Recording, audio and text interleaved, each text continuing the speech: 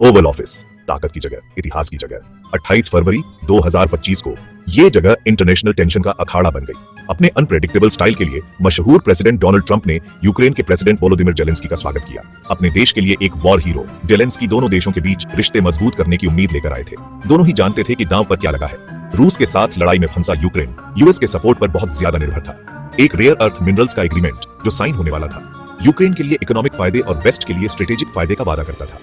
लेकिन शुरू से ही माहौल में एक अजीब सी टेंशन थी। ये सिर्फ मिनरल्स के बारे में नहीं था, ये यूक्रेन के भविष्य, यूरोप के पावर बैलेंस और ट्रांसअटलांटिक अलायंस की रूह के बारे में था। रेयर अर्थ मिनरल्स के प्रपोज्ड एग्रीमेंट में यूनाइटेड स्टेट्स और यूक्रेन दोनों के लिए बहुत बड़े वादे थे। यूक्रेन के लिए, जो अभी भी युद्ध के इकोनॉमिक नुकसान से जूझ रहा था, ये डील एक संजीवनी बूटी की तरह थी। ये इन्वेस्टमेंट, नौकरियों और ज्यादा इकोनॉमिक आजादी का रास्ता दिखाती थी। यूनाइटेड स्टेट्स के लिए ये एग्रीमेंट चाइना पर इन जरूरी रिसोर्सेज के लिए अपनी निर्भरता खत्म करने का मौका देता था। स्मार्टफोन्स और इलेक्ट्रिक गाड़ियों से लेकर एडवांस्ड मिलिट्री हार्डवेयर तक हर चीज में रेयर अर्थ मिनरल्स जरूरी होते हैं। यूक्रेन में सप्लाई का नया सोर्स हासिल करके यूनाइटेड स्टेट्स अपने इंडस्ट्रियल बेस को मजबूत कर सकता था और साथ ही ग्लोबल मार्केट पर चाइना की पकड़ को कमजोर भी कर सकता था। इस डील में ग्लोबल ट्रेड को बदलने और पावर बैलेंस को शिफ्ट करने की ताकत थी। मीटिंग आमतौर पर की जाने वाली बातचीत से शुरू हुई।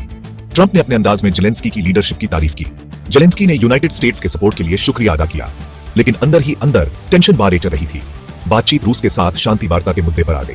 Vice president JD Vance world stage पर नए थे, लेकिन फिर भी एक मजबूत प्रेजेंस रखते थे। उन्होंने बातचीत की बागडोर संभाली।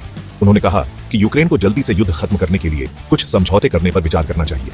जेलेंस्की इस बात पर भड़क गए। उन्होंने कहा कि रूस ने हमला किया था, यूक्रेन ने नहीं। उन्होंने अपने लोगों द्वारा अपनी आजादी की रक्षा में दी गई कुर्बानियों के बारे में जोरदार तरीके से बात की। उन्होंने अमेरिका के पिछले प्रशासनों के टूटे वादों की याद दिलाई। जेलेंस्की ने जोर देकर कहा कि यूक्रेन को धमकाकर ऐसी शांति के लिए मजबूर नहीं किया जाएगा जिससे उसकी संप्रभुता और क्षेत्रीय अखंडता से समझौता हो। चौथा भाग, जेलेंस्की चले गए, क्या रिश्ता टूट गया? कमरा शांत हो गया। अनकही बातों का बोझ हवा में लटका हुआ था। ट्रंप गुस्से से लाल चेहरे के साथ आगे झुके। उन्होंने जेलेंस्की पर अरबों डॉलर की मदद के लिए कृतज्ञ होने का आरोप लगाया। उन्होंने चेतावनी दी कि यूक्रेन की जिद एक बड़े संघर्ष को जन्म दे सकती है, एक ऐसा संघर्ष जो नाटो को भी शामिल कर सकता है और एक वैश्विक युद्ध में बदल सकता है। जेलेंस्की आखिरकार अपना आपा खो बैठे और खड़े हो गए। उन्होंने बताया कि अमेरिकी सैनिक नहीं, बल्कि यूक्रेनी सैनिक युद्ध के मैदान में मर रहे हैं। उन्होंने तर्क किया कि यूक्रेन न केवल अपने अस्तित्व के लिए, बल्कि लोकतंत्र और स्वतंत्रता के सिद्धांतों के लिए लड़ रहा है, जिनके बारे में यूनाइटेड स्टेट्स दावा करता है। इतना कहकर वह मुड़े और चले गए, एक स्तब्ध सन्नाटा छोड़कर। रियर अर्थ मिनरल्स का समझौता, जो कभी आशा और सहयोग का प्रतीक था, मेज पर पड़ा रहा, बढ़ते शब्दों के युद्ध का शिकार। पांचवां भाग, दुनिया हैरान और परेशान। मीटिंग के ड्रामेटिक तरीके से खत्म होने की खबर जंगल में आग की तरह फैल गई। न्यूज चैनल्स ने 24 घंटे कवरेज चलाया। हर शब्द, हर हाव भाव, हर चेहरे के भाव का विश्लेषण किया। सोशल मीडिया गुस्से, कंफ्यूजन और डर के मिश्रण से भर गया। यूरोप में नेता जेलेंस्की के साथ खड़े हुए। फ्रांस के राष्ट्रपति इमैनुएल मैक्रों ने यूक्रेन के साथ अपनी अटूट एकजुटता व्यक्त की। ब्रिटिश प्रधानमंत्री कीर स्टारर ने ट्रंप की लापरवाह और गैर जिम्मेदाराना बयानबाजी की निंदा की। जर्मन चांसलर एनालेना बेयरबॉक ने चेतावनी दी कि इस घटना ने ट्रांसअटलांटिक साझेदारी को नुकसान पहुंचाया है। यहां तक कि यूनाइटेड स्टेट्स में भी, जहां यूक्रेन पर जनता की राय बंटी हुई थी, वहां भी बेचैनी थी।